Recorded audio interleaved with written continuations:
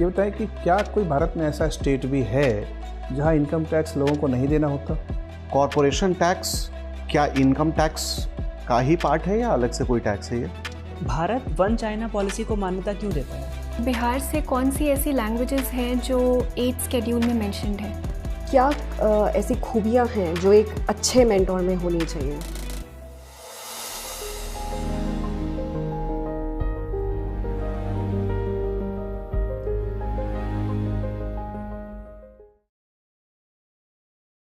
May I come in, sir? Come in. Thank you, sir. Good afternoon, sir. Good afternoon. बैठिए Ravi. Thank you, sir.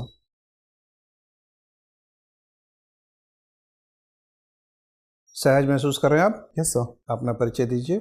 Sir, मेरा नाम रवि राज है। मैं बिहार के नवादा का रहने वाला हूँ। मैंने ग्रेजुएशन पॉलिटिकल साइंस ऑनर्स और हिस्ट्री ज्योग्राफी सब्सिडरी पेपर के साथ 2020 में किया। इसके बाद से मैं सिविल सर्विसेज का प्रिपरेशन करने लगा, जिसमें पहले 69th बीपीएससी में मेरा सिलेक्शन बतौर रेवेन्यू ऑफिसर हुआ और फिर 2024 के सिविल सर्विसेज एग्जामिनेशन में मेरा IRS इनकम टैक्स में सिलेक्शन हुआ। तो आपने ट्रेनिंग ज्वाइन कर ली है? Yes sir. अच्छा, कितने अंक आए थे इंटरव्यू में? सर, इंटरव्यू में मुझे 180 मिले थे। बढ़िया नंबर मिल गया। Thank you sir. तो मेंस में कम रह गया होगा फिर तो? सर, मेंस में 790 मार्क्स थे। ओवरऑल मेरा रैंक 182 था मेंस के आधार पर? Yes sir. ठीक है, तो आप मेंस में इस साल इम्प्रूव करा है आपको? यस सर, आई फील कि थोड़ा इम्प्रूवमेंट और होगा। और इंटरव्यू में भी 10-12 नंबर चाहिए आपको एक्स्ट्रा? Yes sir. कैसे आएगा, क्या स्ट्रैटेजी बनाई है? सर, अभी तक तो बहुत ज़्यादा मैं इंटरव्यू को लेकर काम नहीं कर पाया because of training, but sir मुझे ऐसा लगता है अगर पुरानी चीज़ों को मैं फिर से रिपीट करता हूँ और थोड़ा सा और अपने करंट अफेयर या चीज़ों पे, बाकी चीज़ों पे ध्यान देता हूँ तो शायद इम्प्रूवमेंट हो जाएगा। तो ट्रेनिंग में आपको डायरेक्ट टैक्स कोड पढ़ा दिया गया? No sir. इंपॉर्टेंट प्रोविजंस उसके सर अभी सॉरी सर, DTC के बारे में थोड़ा बहुत भी नहीं पढ़ा? No, I am sorry sir, अभी फाउंडेशन कोर्स ही हो पाया है। अच्छा अच्छा, तो इनकम टैक्स एक्ट नया बिल तो आ गया है, इंट्रोड्यूस हो गया है ना? Yes sir. उसके खास प्रावधान पे गौर किया है, क्या बात है उसमें? सर, अभी मैंने बहुत डिटेल में तो नहीं पढ़ा है, पर जो भी मैंने देखा है उसके अकॉर्डिंग सर इनकम टैक्स के जो पुराने एक्ट थे उसके कंपैरिजन में इस एक्ट में चीज़ों को सिंप्लीफाई किया गया है और कंप्लायंस बेहतर हो सके, इसलिए उसमें जो भी कॉम्प्लेक्सेस थे उनको दूर किया गया है। ठीक है, आपने बिहार सरकार में भी रेवेन्यू ऑफिसर का काम किया है, वो आप ट्रेनिंग सेंट्रल गवर्नमेंट में ले रहे हैं। ये बताएं कि क्या कोई भारत में ऐसा स्टेट भी है जहां इनकम टैक्स लोगों को नहीं देना होता? आई एम सॉरी सर। क्या ऐसा होना चाहिए? सर, इनकम टैक्स देना चाहिए एज आई फील, क्योंकि वो इनकम का, गवर्नमेंट के इनकम का एक इम्पॉर्टेंट सोर्स होता है और वेलफेयर स्टेट होने के कारण गवर्नमेंट के पास बहुत सारे वर्क होते हैं, बहुत सारे उनके एक्सपेंसेस होते हैं। As a result sir income tax होना चाहिए। तो बहुत पहले तो इनकम टैक्स लिया ही नहीं जाता था। भारत में इनकम टैक्स की शुरुआत कब हुई? सर, ये वैसे ब्रिटिश एरा में शुरू हुआ है 1960s में, सॉरी 1860s में। 1861 में शुरू हुआ। Yes sir. तो उसके पहले तो भारत में आयकर लेने का कोई रिवाज ही नहीं था। निश्चित रूप से आज के तरह का इनकम टैक्स उस समय नहीं था, बट सर टैक्स के अलग सोर्स थे और ये वैदिक पीरियड से रहा है। जैसे उस समय सर हमें भाग के रूप में देना होता था एग्रीकल्चर पे टैक्स। भाग और बली में क्या फ़र्क था? सर, बली जो था वो शुरू में बिल्कुल वॉलेंटरी था, जो अपने इच्छा से देना होता था, जबकि भाग एग्रीकल्चर पे देना होता था और ये कंपलसरी था। अच्छा, और अशोक ने किसी इलाके के लिए कुछ रियायत दी थी, भाग को कम किया था कि बली को कम किया था? सर शायद लुम्बिनी जब गए थे तो उस वक्त एक सर भाग को कम किया गया था। कहाँ, कितना से कितना कर दिया गया? सर, ये मैं अभी बहुत एग्जैक्टली रिकॉल नहीं कर पा रहा हूँ। तो 1/6 से 1/8 कर दिया गया। Thank you sir. तो कितना % रिडक्शन हुआ? सर ऑलमोस्ट 20% के आसपास। 1/6 का मतलब कितना %? Almost 17 to 18% sir. अच्छा, 16.67 हो जाएगा। ठीक है, और 1/8 का मतलब कितना हुआ? सर लगभग 12.5% के आसपास। तो लगभग 4% की रियायत दे दी गई। Sorry sir. तो ऐसे टैक्स हॉलीडे, जैसे एक तरह से समझिए कि टैक्स कंसेशन दिया, क्या आज भी भारत सरकार टैक्स कंसेशन देती है किसी खास गतिविधि को बढ़ाने के लिए? सर, अभी सैलरीड जो क्लास हैं उनके लिए 75,000 का एक्स्ट्रा रिबेट दिया गया है। अच्छा, तो ये एक सोर्स है sir. Eight the same time जो दूसरे सेक्टर्स हैं वहाँ पर भी गवर्नमेंट टैक्स को कम करके फॉर एग्जांपल जो कॉरपोरेशन टैक्स था उसको कम करके इंडस्ट्रियलाइजेशन की ओर कोशिश कर रही है। अच्छा, ये बताइए कि मेरा अंतिम सवाल है, टैक्स ब्रेक और टैक्स रिबेट में क्या फ़र्क होता है? आई एम सॉरी सर। अच्छा, एग्जेम्पशन और कंसेशन में क्या फ़र्क होता है? सर जो मैं इस पे सर मैं गेस कर सकता हूँ। एग्जाम्पशन से में पूरी तरह से उसमें उन्मुक्ति मिल जाती है टैक्सेशन से, जबकि कंसेशन में कुछ छूट मिलती है। चलिए ठीक है। रवि, सर इस बार के बजट के हिसाब से देखें 2025-26 के हिसाब से, सो टॉप 3 टैक्सेस कौन से हैं रेवेन्यू कलेक्शन के हिसाब से? Sir income tax, GST and corporation tax. ठीक है। कॉरपोरेशन टैक्स क्या इनकम टैक्स का ही पार्ट है या अलग से कोई टैक्स है ये? सर वैसे ये पूरी तरह से अलग सा टैक्स है। ये डायरेक्ट टैक्स का एक हिस्सा है जो कंपनियों पे लगता है, उनके जो शुद्ध आय होती है किसी कंपनी के उस पे लगता है। ठीक है। नवादा से आप आते हैं सर। इतिहास में नवादा के बिल्कुल पास में नालंदा है, वहाँ विश्वविद्यालय है। Yes sir. इस विश्वविद्यालय के बाद हम कोई बड़ा विश्वविद्यालय नहीं तैयार कर पाए अगले 600-700 सालों में, ऐसा क्यों है? सर इसका एक बड़ा रीज़न ये हो सकता है कि जो बड़े एम्पायर्स थे वो कहीं ना कहीं डिक्लाइनिंग फेज में आ गए। यद्यपि सर इस दौरान विक्रमशिला में एक बड़े इम्पॉर्टेंट विश्वविद्यालय की स्थापना हुई, लेकिन सर वो निश्चित रूप से नालंदा के स्तर का नहीं हो पाया था।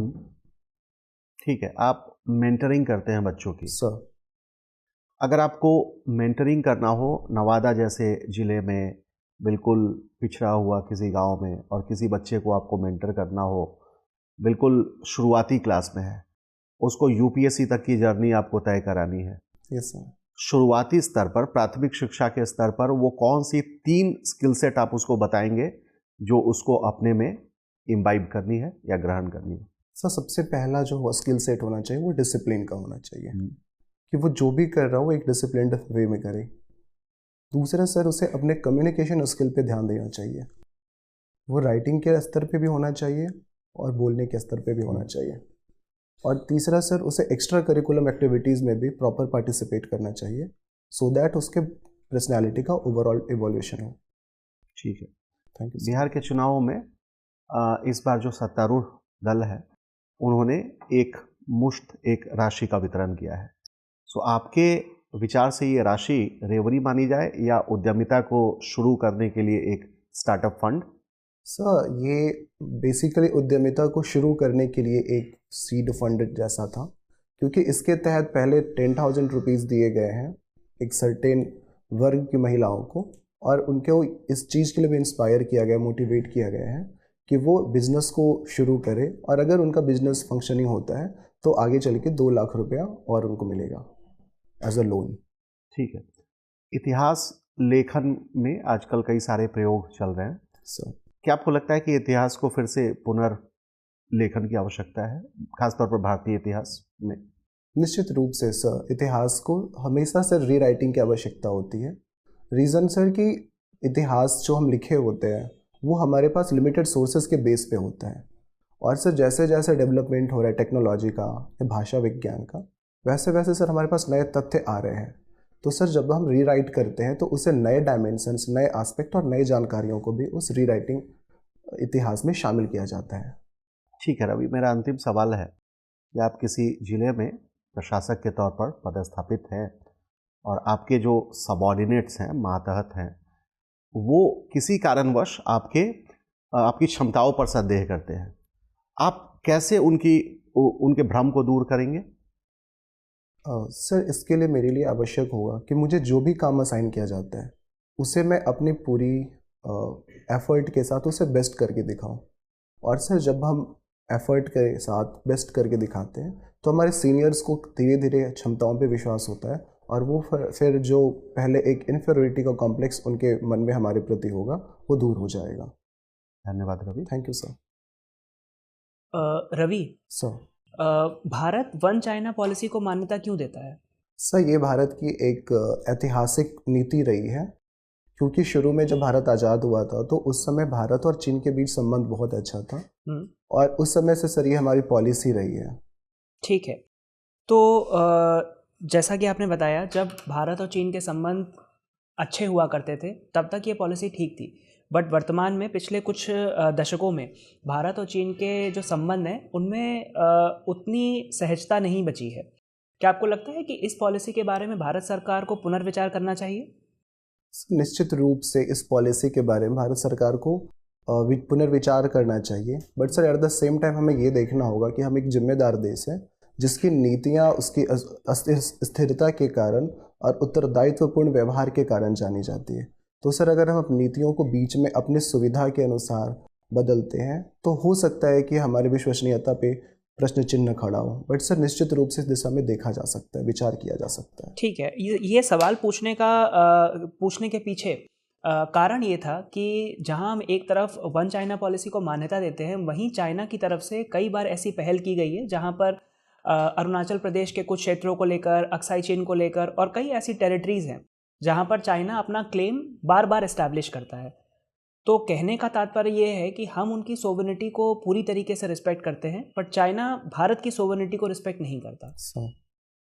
तो उस परिप्रेक्ष्य में क्या लगता है, विचार होना चाहिए पॉलिसी पे? निश्चित रूप से सर इस पे विचार किया जा सकता है, but at the same time sir जैसा मुझे लगता है कि इंडिया एक रिस्पॉन्सिबल नेशन है जिसकी बातों को आज दुनिया बहुत गौर से, बहुत ध्यान से सुनती है। ऐसे में सर नीतियों में निरंतरता की आवश्यकता होती है, बट अगेन सर अगर कोई हमारे राष्ट्रीय हित में कोई चीज़ है तो हमें उस पर निश्चित रूप से पुनर्विचार करना चाहिए। ठीक है। रवि, हाल ही के कुछ वर्षों में भारत ने अफगानिस्तान के साथ भी अपने संबंधों में तीव्रता दिखाई है। वर्तमान में मुझे बताइए कि हम अफगानिस्तान के साथ किस प्रकार के संबंध स्थापित कर रहे हैं? सर अभी अफगानिस्तान के साथ हम लोग बैक चैनल डिप्लोमेसी का सहारा ले रहे हैं, जिसमें ऑफिशियली बहुत ज़्यादा तो उनके बारे में बातें नहीं कर रहे हैं, but at the same time अपने नेशनल इंटरेस्ट को देखते हुए और साथ ही अफगानिस्तान के लोगों के हित को देखते हुए उनको रियायतें देने की कोशिश कर रहे हैं, उनको एड प्रोवाइड कर रहे हैं और जहाँ पे ज़रूरत होता है उनसे लोग डायरेक्टली इंगेज कर रहे हैं। ठीक है, तो अफगानिस्तान के साथ संबंध अगर हम अच्छे करेंगे तो हमारे किस प्रकार के नेशनल इंटरेस्ट सेटिस्फाई हो सकते हैं? सर इसमें जो सबसे इम्पॉर्टेंट है कि अफगानिस्तान जिस लोकेशन पे स्थित है उसको देखते हुए पाकिस्तान को कंटेन करने के लिए और चीन पर भी प्रेशर बनाए रखने के लिए बहुत ज़रूरी है कि हम अफगानिस्तान के साथ बेहतर संबंध रखें। अदरवाइज सर पाकिस्तान, चीन और अफगानिस्तान तीनों का एक ग्रुप बन सकता है जो इंडिया के सिक्योरिटी, इंटरनल सिक्योरिटी के पॉइंट ऑफ व्यू से बहुत सही नहीं होगा। ठीक है, बिल्कुल ठीक बता रहे हैं। रवि, हाल ही में भारत सरकार ने एक निर्णय ये भी लिया कि हम अफगानिस्तान के साथ जो इकोनॉमिक ट्रेड है उसको बढ़ाएंगे, वस्तुओं के आयात और निर्यात पे और काम किया जाएगा। अफगानिस्तान अपने आप में एक लैंडलॉक्ड कंट्री है, तो आप मुझे बताइए कि वो कौन से रास्ते हो सकते हैं जहां से हम इंपोर्ट और एक्सपोर्ट कर सकते हैं? सर एक अभी जो रास्ता है जो इसका हम लोग इस्तेमाल भी करने की कोशिश कर रहे हैं वो है चाबहार बंदरगाह। उसके थ्रू। कहाँ लोकेटेड है चाबहार? सर ये ईरान में है। ठीक है, इसके अलावा और कोई? सर इसके अलावा जैसा कि पीओके इंडिया का एक इंटेग्रल पार्ट है, तो जब भी पीओके को हम पूरी तरह से भारत का एक हिस्सा बना लेते हैं तो उसके रास्ते भी सर हम अफगानिस्तान के साथ ट्रेड कर सकते हैं। ठीक है, जैसे कि अभी भारत और पाकिस्तान के संबंध ठीक नहीं हैं और हम पाकिस्तान के टेरिटरी को यूज़ नहीं कर सकते अफगानिस्तान के साथ ट्रेड करने के लिए, तो इस संदर्भ में दो एयर रूट्स को एक्सप्लोर किया जा रहा है सर अफगानिस्तान और भारत के बीच में। जानकारी है इसके बारे में, किस रूट को हम एक्सप्लोर कर रहे हैं? सॉरी सर, मैं इसको रिकॉल नहीं कर पा रहा हूँ। ठीक है, कोई बात नहीं। रवि, हाल ही में श्रीलंका में एक बहुत बड़ा साइक्लोन आया था जिसकी वजह से काफ़ी डैमेज हुआ, काफ़ी कैजुअलिटी भी हुई।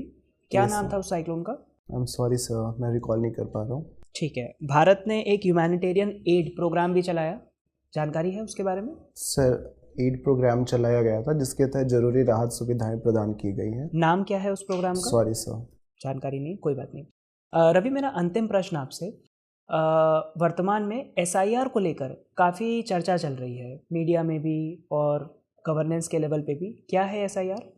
सर ये इसका पूरा नाम स्पेशल इंटेंसिव रिवीजन है।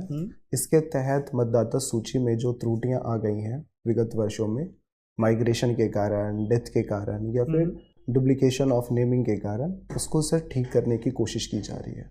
ठीक है, 3 चैलेंजेस बताइए जो वर्तमान में प्रशासन फेस कर रहा है SIR को इम्प्लीमेंट करने के लिए।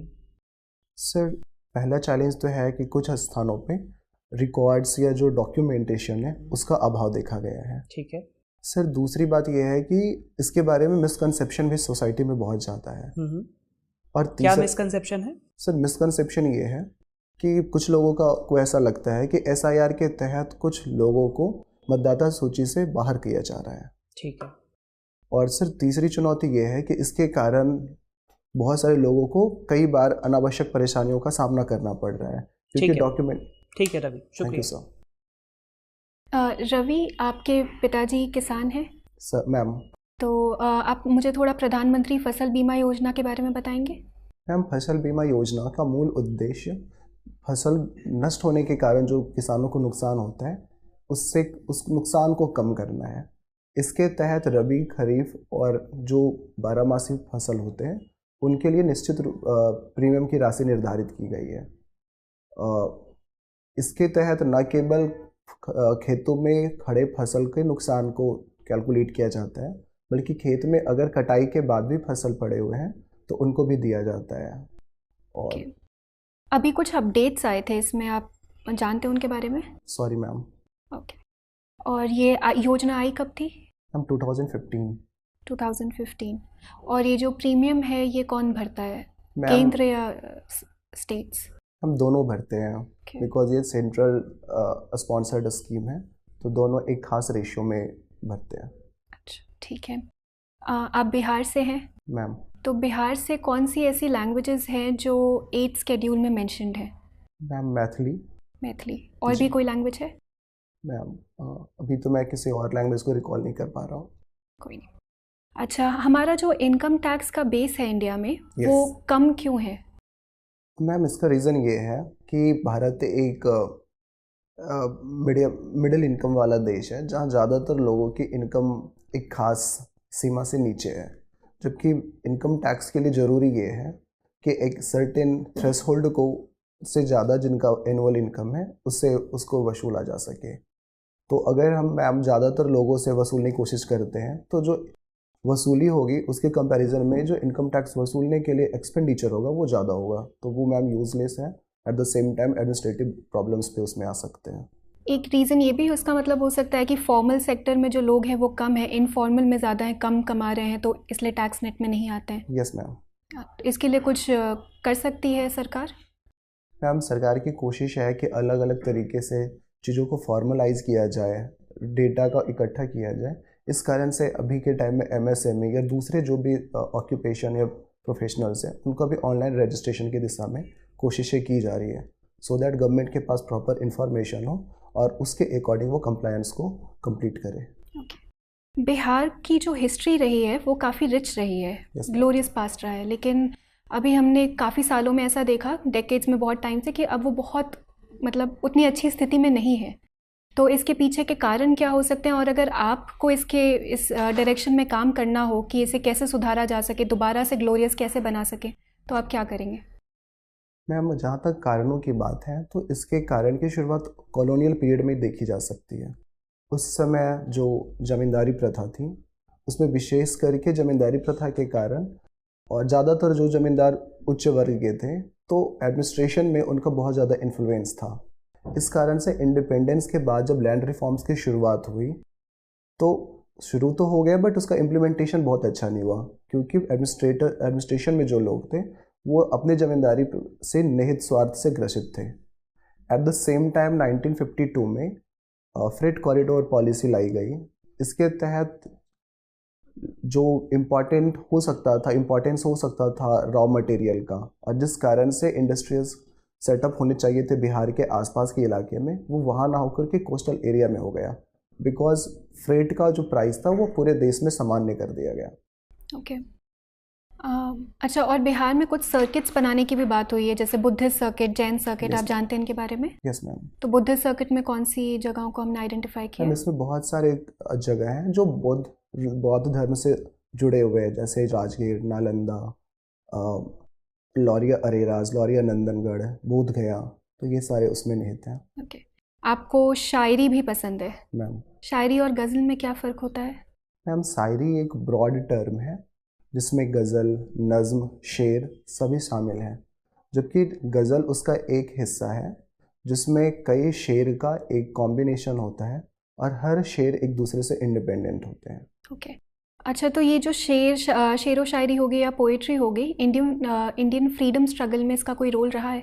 निश्चित रूप से मैम, इसके थ्रू बहुत सारे लोगों को नेशनलिज्म से अवेयर कराने के लिए या फिर सरकार तक अपनी बातों को प्रभावी ढंग से पहुंचाने के लिए इसका इस्तेमाल किया गया है। कुछ एग्जाम्पल्स आपके दिमाग में आ रहे हैं अभी? मैम, इकबाल का एक बहुत प्रसिद्ध शेर है, अब हवाएं ही करेगी रोशनी का फैसला, जिस दिए में जान होगी वो दिया रह जाएगा। इसके थ्रू उन्होंने लोगों के स्ट्रेंथ पर ज़्यादा फोकस किया है और लोगों को ब्रिटिश के अगेंस्ट प्रेरित किया है कि आप अपनी शक्ति को जानो और उनके अगेंस्ट कार्य करो। ठीक है रवि, मेरा बस आखिरी सवाल आपसे ये है कि जो ग्रुपिंग्स है जैसे G20 हो गई या ब्रिक्स हो गई, तो इसमें इंडिया के लिए कितना ज़रूरी है कि अपनी भागीदारी को बढ़ाते रहें अभी के सिनेरियो में? मैम, इंडिया एक मेजर पावर है और ऐसे में अपने पावर को बनाए रखने के लिए और उसको बढ़ाने के लिए ज़रूरी है कि अलग अलग प्लेटफॉर्म्स पे इसका इंटरेक्शन और इसका एंगेजमेंट बना रहे। इसके थ्रू न केवल इंडिया बाकी देशों के साथ डायरेक्ट कम्युनिकेट कर पाता है, बल्कि अपने इंटरेस्ट को भी सबके सामने रख पाता है। Eight the same time global south का लीडर होने के कारण या स्वयं को लीडर के रूप में अपने पोजीशन को और स्ट्रॉन्ग करने की कोशिश के कारण ये ज़रूरी है कि जो मल्टीलैटरल ऑर्गेनाइजेशंस हैं या मंचे हैं वहाँ से वो अपनी बात को बहुत मजबूती से रखें। तो इन मंचों पे भारत का होना बहुत ज़रूरी है। Thank you Ravi. Thank you. Hello Ravi ma'am, आपने बोला आप यूपीएससी के लिए स्टूडेंट्स को एस्पिरेंट्स को मेंटोर करते हैं। मैम, क्या ऐसी खूबियां हैं जो एक अच्छे मेंटोर में होनी चाहिए? मैम, 2-3 चीज़ें बहुत ज़रूरी हैं। सबसे पहले तो वो प्रॉब्लम को प्रॉपरली आइडेंटिफाई कर सके। सेकेंडली मैम, उसके पास बहुत वाइड नॉलेज हो और एक्सपीरियंस हो, क्योंकि उसके थ्रू वो जो अलग अलग और कॉम्प्लेक्स चैलेंजेस आते हैं उसको वो सॉल्व कर सकता है। Eight the same time ma'am, उसका कम्युनिकेशन स्किल बहुत अच्छा होना चाहिए, बहुत इफ़ेक्टिव होना चाहिए, सो दैट बच्चे उसको या सामने जो भी है वो उसको सुने और उसको फॉलो करने की कोशिश करें। Eight the same time ma'am, अगर मेंटर भी सक्सेसफुल होता है तो उसका सामने वाले जो भी हैं उन पे बहुत अच्छा प्रभाव पड़ता है। यूपीएससी की तैयारी का जो इकोसिस्टम है उसमें क्या मुद्दे लगते हैं आपको? क्या रिफॉर्म्स की ज़रूरत है? क्या मुद्दे हैं? सॉरी मैम, मैं क्वेश्चन को बहुत अच्छे से समझ नहीं पाया। आपको लगता है कि यूपीएससी में एक इकोसिस्टम, तैयारी के लिए, प्रिपरेशन के लिए एक इकोसिस्टम बन गया है? प्राइमरीली समझे तो कोचिंग इकोसिस्टम। Yes ma'am. ज़्यादातर बच्चे सेल्फ स्टडी की जगह कोचिंग की ओर बढ़ रहे हैं। Yes ma'am. अब वो ट्रेंड ऑफ कोर्स रिपीट नहीं, मतलब उतना ज़्यादा नहीं चल रहा है क्योंकि ऑनलाइन मोड्स आ गए हैं और वापस से सेल्फ स्टडी की तरफ हम देख सकते हैं कि कुछ झुकाव बच्चों का चल रहा है। लेकिन आप क्या बोलते हैं, इसके अलावा कोई और मुद्दे लगते हैं आपको? मैम, इस संबंध में सेल्फ स्टडी मुझे लगता है ज़्यादा इम्पॉर्टेंट है और इस दिशा में जो स्कूल्स हैं, क्योंकि बिहार में मैंने देखा है कि कुछ ऐसे एफर्ट्स किए गए हैं जिसके तहत स्कूल लेवल पे या गवर्नमेंट के स्तर पे उनको स्कूल में ही उस दिशा में अग्रसर किया जा रहा है। तो मैम, कोचिंग इंस्टीट्यूट्स के स्थान पे अगर इन सब का सहारा लिया जाए, सेल्फ स्टडी और जो गवर्नमेंट मेड एफर्ट्स हैं, तो वो शायद ज़्यादा उनके पॉइंट ऑफ व्यू से अच्छा होगा। कोई पर्टिकुलर स्कीम्स हैं आपके दिमाग में जो स्टार्ट हुई हैं? मैम, स्कीम का प्रॉपरली नाम तो मुझे नहीं पता है, बट बहुत सारे राज्य सरकारों ने प्रिपरेशन के लिए एक अपना ऑनलाइन और ऑफलाइन दोनों ही मंच तैयार किया है। जी। अच्छा, सोचिए कि एक स्टूडेंट है जिसको आप मेंटोर कर रहे हैं, काफ़ी अच्छा है वो बच्चा पढ़ाई में, लेकिन किसी कारणवश उसका एग्ज़ाम क्लियर नहीं हो पाता है और वो आपके पास आता है कि मेरे को अपना ऑप्शनल सब्जेक्ट चेंज करना है। क्या बोलेंगे आप एक फेलियर के बाद? मैम, डिपेंड करता है कि ऑप्शनल कैसा है। रीज़न बीइंग कि यूपीएससी में ऐसा देखा गया है कि कुछ सब्जेक्ट्स में मार्क्स बहुत अच्छे आते हैं, स्पेसिफिकली अगर वो हिंदी मीडियम का है तो उसके ऑप्शनल्स के ऑप्शन बहुत लिमिटेड हो जाते हैं। जी। तो अगर ऑप्शनल ऐसा है जिसमें मार्क्स सामान्यतः अच्छे आते हैं तो मैं प्रोत्साहित करूँगा कि उस ऑप्शनल पे वो और काम करे और उसकी जो समस्या है उसको मैं दूर करने की कोशिश करूँगा। But at the same time अगर ऑप्शनल उसका ऐसा है जिसमें मार्क्स ट्रेडिशनली कम आते हैं तो मैं उसको कोशिश करूँगा कि चेंज करे। एट द सेम टाइम जो बेस्ट रिसोर्सेज अवेलेबल हो सकते हैं मैं उससे उसे अवगत करवाऊंगा, और साथ ही जो ऑप्शनल की प्रिपरेशन की स्ट्रेटजी सही होती है मैं उससे उसके साथ शेयर करूंगा। अच्छा, मान लीजिए कि आप एक प्रोजेक्ट के जिम्मेदार हैं, 2 प्रोजेक्ट्स चल रहे हैं मैम। अब एक प्रोजेक्ट ऐसा है जो बहुत सारे लोगों को फ़ायदा पहुंचाएगा, और लेकिन उसमें थोड़ा रिस्क ऑफ मिसमैनेजमेंट है क्योंकि प्राइवेट कॉन्ट्रैक्टर्स इन्वॉल्व है। एक प्रोजेक्ट ऐसा है जिसमें रिस्क ऑफ मिसमैनेजमेंट कम है लेकिन वो कम लोगों को फ़ायदा पहुंचा रहा है, हालांकि जिन लोगों को वो फ़ायदा पहुंचा रहा है they belong to the vulnerable sections of the society. तो आप दोनों में से, और आपके पास पॉलिटिकल प्रेशर है ऊपर से कि आप पहला जो प्रोजेक्ट है जो ज़्यादा लोगों को डायरेक्ट बेनिफिट दे रहा है आप उस पर काम कीजिए, आप दोनों में से कौन सा रास्ता अपनाएंगे? मैम, पहले मैं ये असेस करने की कोशिश करूँगा कि जो ज़्यादातर लोगों को फ़ायदा पहुँचा रहा है कि वो सिर्फ पेपर्स पे या फिर ऐसे फ़ायदे, क्या वो ऐसे फ़ायदे हैं जिसके बिना भी काम हो सकता है, और अगर ऐसा फ़ायदा रहेगा तो निश्चित रूप से मैं जो वल्नरेबल सोसाइटी के लोग हैं उनके प्रोजेक्ट को ज़्यादा ध्यान दूंगा। But at the same time अगर वो प्रोजेक्ट ऐसा हो जो एक तरह से इंडिस्पेंसिबल हो बड़े ग्रुप के लिए, तो सर मैं उसके प्रति ज़्यादा फोकस करूँगा। मेरा फाइनल सवाल आपसे, क्या एआई टीचर्स या मेंटर्स को रिप्लेस कर सकता है? मैम, अभी के टाइम में ऐसा नहीं कह सकते हैं कि वो पूरी तरह से मेंटर्स और टीचर्स को रिप्लेस कर देगा, बट मैम निश्चित रूप से इसमें पोटेंशियल है, but at the same time 100% replacement I don't think ये पॉसिबल है। Alright, thank you. Thank you ma'am. Ravi, आप इतिहास के विद्यार्थी हैं, नवादा से आते हैं। नवादा की हिस्ट्री थोड़ी बहुत देखी होगी। ये गुप्तकाल का पतन होने के बाद सर मगध रीजन में, नवादा भी उसी में आता है, यस, एक मौखरी वंश ने कुछ शासन किया था कुछ समय तक, और फिर कुछ उत्तर गुप्तकालीन वंश ने भी किया था। सर कुछ पढ़ा है उसके बारे में? सर मैंने सिर्फ नाम सुना है, मैंने उसको डिटेल में पढ़ा नहीं है। अच्छा, ठीक है। तो ये बताएं कि गुप्तकाल के बाद बिहार के जो का इतिहास है, सल्तनत काल के शुरुआत तक या शेर शाह के शुरुआत तक 1540 तक, वो लगभग 540 से 1540, ये 1000 वर्ष के इतिहास बिहार का कैसा रहा? सर इस दौरान बिहार का जो इतिहास था वो मिला जुला रहा, क्योंकि शुरू में पाल वंश के अधीन बिहार की प्रगति काफ़ी हुई 200-300 सालों तक, लेकिन उसके बाद सर ये कहीं ना कहीं डिक्लाइनिंग फेज में ही रहा, और फिर जो भी छोटे छोटे वंश आए जैसे कन्नाड़ वंश, तो वो कुछ खास नहीं कर पाए, और फिर जब तुर्कों का बिहार का पॉलिटिकल वैक्यूम दिखता है गुप्तकाल के बाद। सर क्या लगता है, आपकी इतिहास दृष्टि क्या कहती है, पॉलिटिकल वैक्यूम क्यों शुरू हो गया गुप्तकाल के बाद? सर इसका एक बड़ा कारण था कि सामंती प्रथा की शुरुआत हो चुकी थी, और सामंतवाद में क्या होता है कि जो पावर्स है वो कहीं ना कहीं डिसेंट्रलाइज होते जाता है, और इस कारण से सर ये कई बार पॉलिटिकल वैक्यूम क्रिएट करता है। तो आज तो हम संवैधानिक प्रक्रिया के तहत डिसेंट्रलाइजेशन ऑफ पावर को सपोर्ट करते हैं, ये अच्छा माना जाता है। सर ये चूँकि ये संविधान के तहत हो रहा है, इसमें लोकल सेल्फ गवर्नमेंट को न केवल अथॉरिटी दी जाती है, पावर दिया जाता है, बल्कि उनको रिस्पॉन्सिबिलिटी भी दी जाती है, और जब रिस्पॉन्सिबिलिटी और अथॉरिटी साथ साथ होता है तो सर वो विकास की ओर जाता है। जबकि जो फ्यूडलिज्म के दौरान डिसेंट्रलाइजेशन हुआ उसमें रिस्पॉन्सिबिलिटी के स्थान पे सिर्फ और सिर्फ अथॉरिटी पे बल दिया गया, तो वो विकास के स्थान पे विनाश की ओर लेकर गया। ठीक है रवि, आपका इंटरव्यू हो गया। Thank you sir, thanks a lot sir.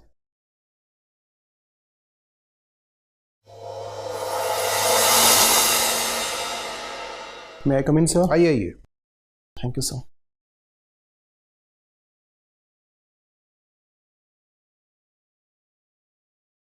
पिछले साल इंटरव्यू में कितने अंक मिले? 180, sir. 180। Yes. ठीक है, अब क्या चाहिए? 10 नंबर और चाहिए? नहीं, 10-12 नंबर। ठीक है, मुझे लगता है कि उसमें आपको कुछ एक्स्ट्रा करने की ज़रूरत नहीं है। आप जो परफॉर्म कर रहे हैं अच्छा है, पिछले साल भी अच्छा परफॉर्म किया था, बीपीएससी वगैरह लगातार आप सिलेक्शन पा ही रहे हैं, और चूँकि आपका डेट आया नहीं है तो आपके पास वक्त है कि चीज़ों को थोड़ा रिवाइज कर लीजिए। एक इतिहास के विद्यार्थी से जो इनकम टैक्स डिपार्टमेंट में या टैक्स डिपार्टमेंट ट्रेनिंग ले रहे हैं, उनसे क्या क्या सवाल पूछ सकते हैं, ऐसे सोच के देखिए। अलग अलग कालखंड में एक टैक्समैन से प्राचीन काल में क्या क्या सवाल बनता है, मध्यकाल में क्या बनता है, आधुनिक काल में क्या बनता है, उत्तरी भारत में क्या बनता है, दक्षिणी भारत में, तो एंशिएंट में भी उत्तरी दक्षिणी करके तो टैक्स स्ट्रक्चर को जो इवोल्यूशन है भारत में प्राचीन काल से लेकर, एक तो थोड़ा सा उस पर गौर करिएगा। Yes sir. थोड़ा सा में उसमें लगाइएगा। सूचनाएं उपलब्ध हैं, तथ्यों की कोई किल्लत नहीं है। अर्थशास्त्र में क्या है, अर्थशास्त्र में स्पष्ट रूप से लिखा हुआ है कि साम्राज्य के अंदर 1/5 टैक्स लगेगा और जो बाहर से आ रही है 1/6, वो 1/5 1/6 लगा है।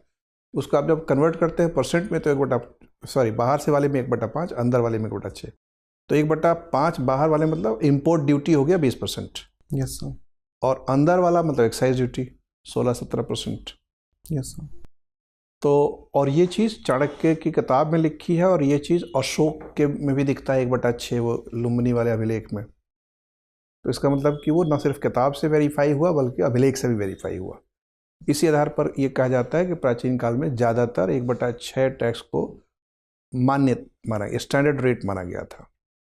मुगल काल में या सल्तनत काल में 1/3 हो गया था, वो डबल हो गया। आज जीएसटी का रेट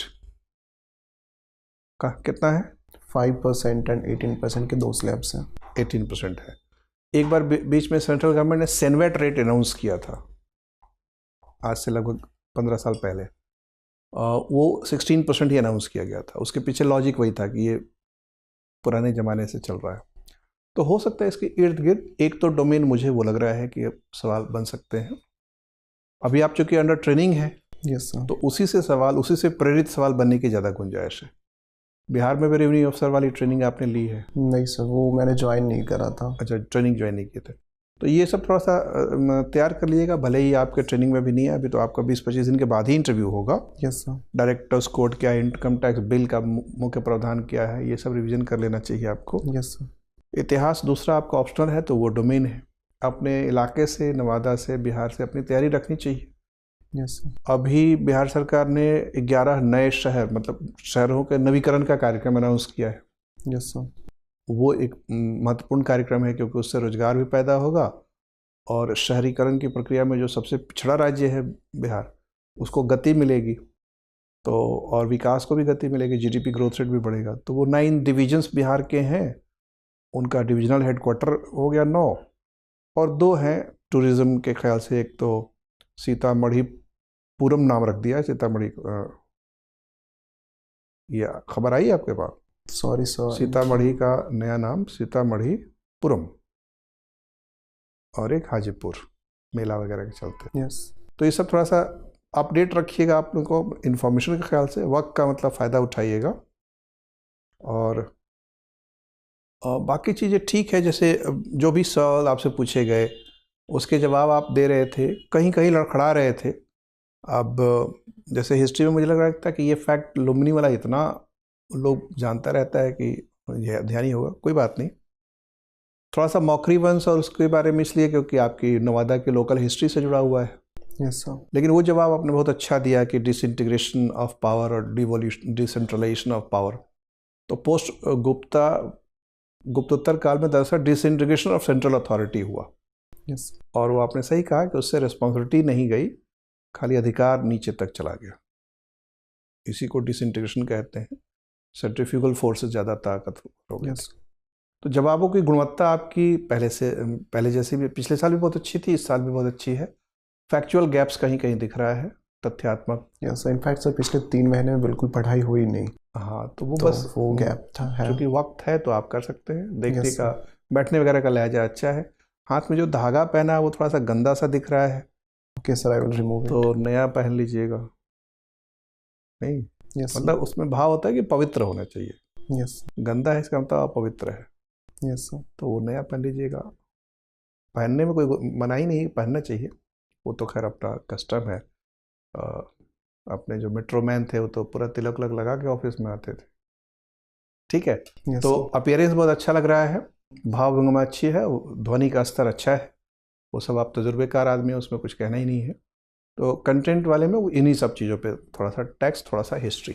यस सर। बाकी आईआर वगैरह में आजकल रूस के साथ, अमेरिका के साथ ट्रेड डील पे वार्ताएं चल रही हैं, यूके के साथ हो गई है। Yes sir. तो चूँकि उसमें कहीं ना कहीं टैक्स इम्प्लीकेशंस होते हैं, इस तरह के ट्रेड डील जब भी होते हैं, उस नज़रिए से देखिएगा। Yes sir.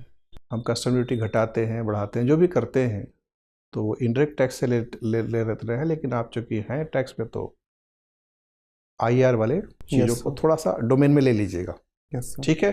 और कोई मन में जिज्ञासा या संशय प्रश्न? Thank you sir. In fact sir पूरे ट्रेनिंग पीरियड में बिल्कुल पढ़ाई हो ही नहीं थी, तो करंट अफेयर भी एक तरह से छूटा हुआ है। सो उसको किस हद तक मैनेज किया? छोटे छोटे टॉपिक घटनाओं पे ध्यान देना चाहिए भी, या फिर उनको बिल्कुल स्किप कर दिया जाए?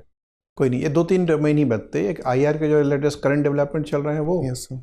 एक हिस्ट्री का जो टेस्ट, और ये राखी गढ़ी वगैरह का जो एक्सकवेशन हो रहा है ना, यस सर। वो थोड़ा सा अपडेट रखिएगा अपने आप को। लार्जेस्ट टाउन अब तक डिस्कवर हो चुका है। Yes sir.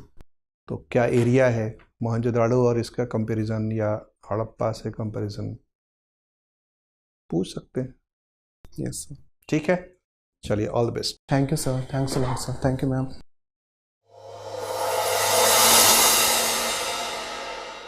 अब एग्जाम की तैयारी को और बेहतर करने के लिए हमारे चैनल को लाइक, शेयर और सब्सक्राइब करना ना भूलें।